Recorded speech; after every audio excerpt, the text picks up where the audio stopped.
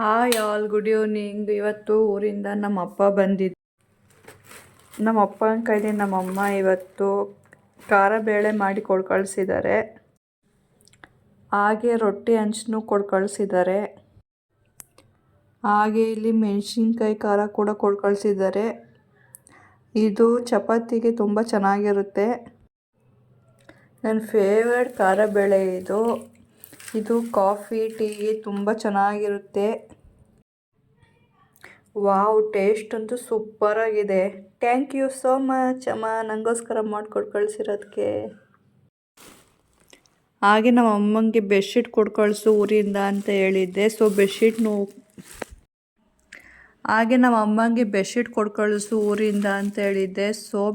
ಕೂಡ ಕೊಟ್ಟು ಕಳಿಸಿದ್ದಾರೆ ನಮ್ಮ ಅಪ್ಪ ಹತ್ರ. ಹಾಗೆ ಇಲ್ಲಿ ನಂಗೆ ಚಾಕ್ಲೇಟ್ ಕೂಡ ತಿನ್ನಬೇಕು ಅನಿಸ್ತಿತ್ತು. ಸೊ ಚಾಕ್ಲೇಟ್ ತಿಂತಾ ಇದ್ದೀನಿ ಫ್ರೆಂಡ್ಸ್. Okay, thank you.